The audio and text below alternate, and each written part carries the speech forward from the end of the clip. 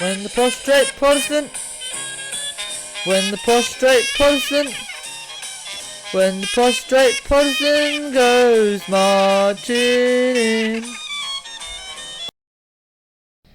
The Industrial Age and the First Vatican Council. Before the Council in 1854, Pope Pius IX, with the support of the overwhelming majority of Catholic bishops whom he had consulted between 1851 and 1853, proclaimed the dogma of the Immaculate Conception. In 1846, the Pope had granted the unanimous wish of the bishops from the United States and declared the Immaculata the patron of the US. The First Vatican Council, which started from 1869, is now also called Vatican I. Some 108 council delegates requested to add the words Immaculate Virgin to the Hail Mary. Some also requested the dogma of the Immaculate Conception to be included in the creed of the Church, which was opposed by Pius IX. Many French Catholics wished the dogmatization of papal infallibility on the Assumption of Mary by the Ecumenical Council. During Vatican I, 9 Mariological petitions favoured the possible Assumption dogma, which, however, was strongly opposed by some council fathers, especially from Germany. In 1870, the First Vatican Council affirmed the doctrine of papal infallibility when exercising specifically defined pronouncements. Controversy over this and other issues resulted in a very small breakaway movement called the Old Catholic Church. The Industrial Revolution brought many concerns about the deteriorating work and living conditions of urban workers.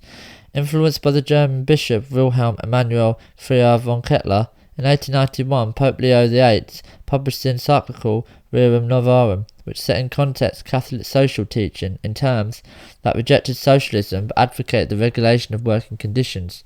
Rerum Novarum argued for the establishment of a living wage and the right of workers to form trade unions. Quadragesimo Anno was issued by Pope Pius IX on the 15th of May 1931, 40 years after Rerum Novarum.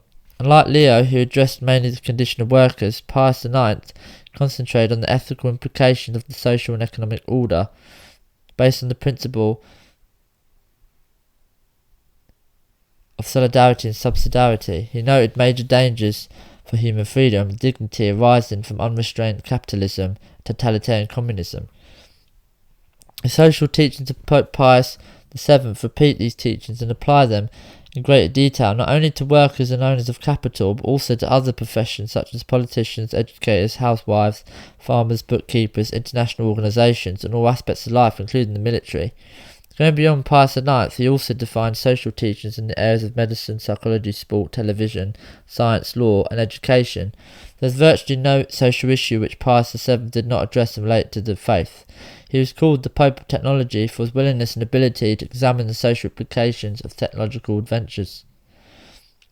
The dominant concern was the continued rights and dignity of the individual.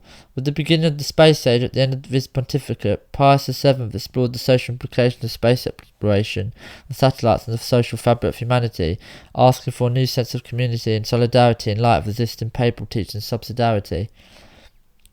The role of women's institutes. Catholic women have played a prominent role in providing education and health services in keeping with Catholic social teaching.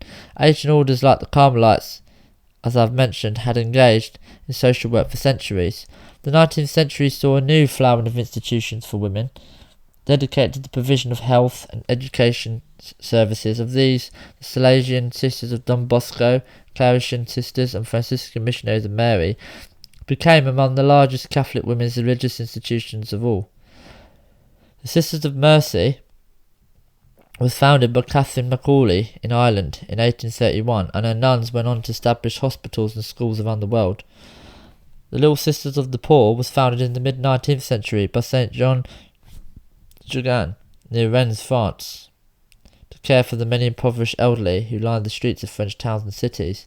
In Britain's Australian colonies, Australia's first canonised saint, Mary MacKillop, co-founded the Sisters of St. Joseph of the Sacred Heart as an educative religious institute for the poor in 1866, going on to establish schools, orphanages and refuges for the needy. In 1872, the Salesian Sisters of Don Bosco, also called Daughters of Mary Help of Christians, was founded by Maria Domenica Mazzarello.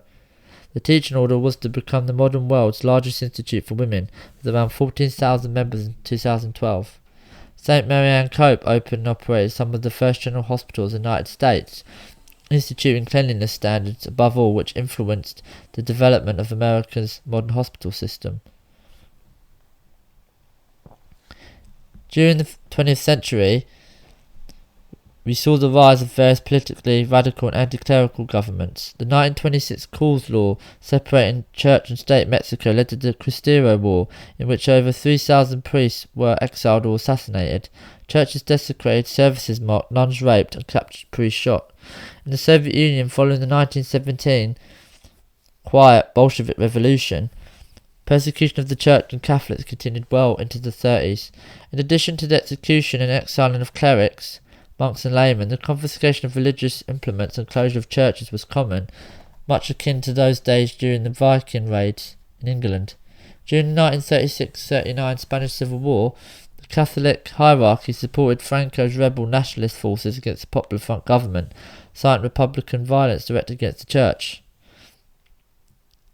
The church had been an active element in the polarising politics of the years preceding the Civil War. Pope Pius IX referred to these three countries as a terrible triangle and the failure to protest in Europe and the United States as a conspiracy of silence.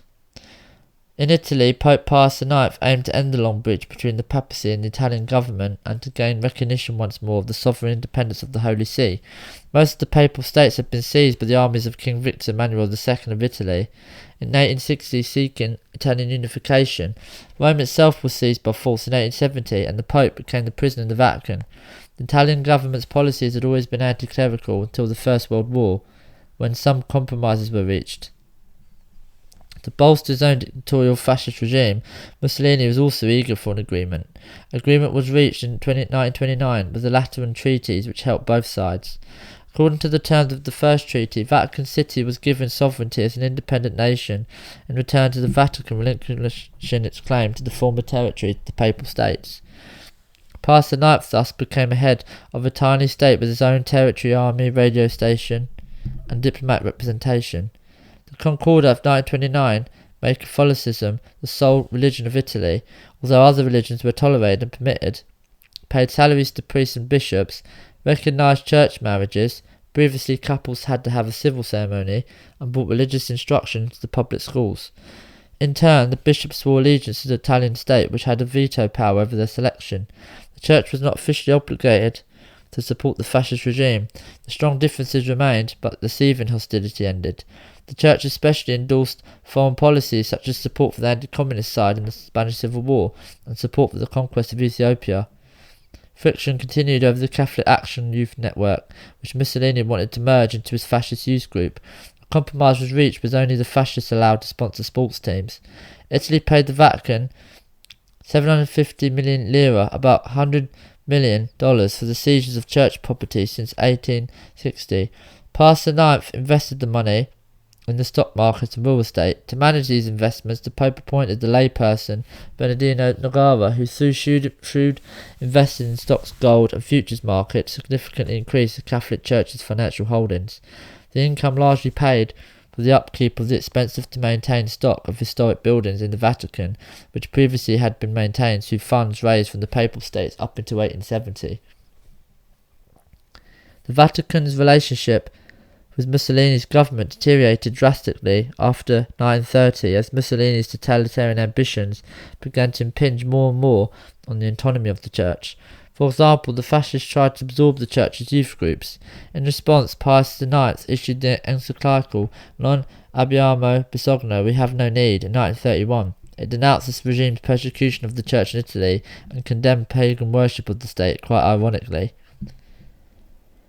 In Austrian Nazi Germany, the Vatican supported the right-wing Christian Socialists, which was based in Austria, a country with a majority Catholic population but a powerful secular element. Pope Pius IX favoured the regime of Engelbert Dollfuss from 1932 to 34, who wanted to remould society based on papal encyclicals. Dollfuss suppressed the anti-clerical elements under the socialists but was assassinated by the Austrian Nazis in 1934. His successor, Kurt von Schuschnigg, from 1934 to 1938, was also pro-Catholic and received Vatican support. Germany annexed Austria in 1938 and imposed its own policies. Pius IX was prepared to negotiate concordats with any country that was willing to do so, thinking that written treaties were the best way to protect the Church's rights against governments. increasingly inclined to interfere in such matters.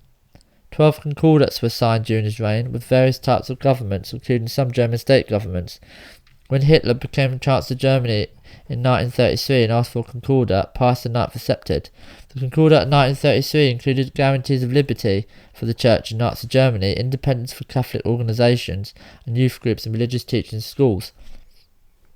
Nazi ideology was spearheaded by Himmler and the SS. In the struggle for total control over German minds and bodies, the SS developed an anti-religious agenda. No Catholic or Protestant chaplains were allowed in its units, although they were allowed in the regular army. Himmler established a special unit to identify and eliminate Catholic influences. The SS decided the German Catholic Church was a serious threat to its hegemony, and while it was too strong to be abolished, it's partly stripped of its influence, for example by closing its youth clubs and publications. After repeated violations of the Concordat, Pope Pius IX issued the 1937 encyclical Mit brennender Sorge, which publicly condemned the Nazis' persecution of the Church and the ideology of neo-paganism and racial superiority. After the Second World War began, in September 1939, the Church condemned the invasion of Poland and subsequent 1940 Nazi invasions. In the Holocaust, Pope Pius VII directed the Church hierarchy to help protect Jews and Gypsies from the Nazis. While Pius VII has been credited with helping to save hundreds of thousands of Jews, the Church at this time has also been accused of anti-Semitism. Albert Einstein, mathematical genius, addressing the Catholic Church's role during the Holocaust, said the following: "Being a lover of freedom, when the revolution came in Germany, I looked to the university to defend it, knowing that they had always boasted of their devotion to the cause of truth, but no, the universities were immediately silenced. Then I looked to the great editors of the newspapers whose flaming editorials in days gone by had proclaimed their love of freedom, but they, like the universities, were silenced in a few short weeks. I knew the Church stood squarely across the path of Hitler's campaign for suppressing truth. I never had any special interest in the Church before, but now I feel great affection and admiration, because the Church alone has had the courage and persistence to stand for intellectual truth and moral freedom. I am forced thus to confess that what I once despised I now praise unreservedly." Other commentators have accused Pius of not doing enough to stop Nazi atrocities. Debate over the validity of these criticisms continues to this day.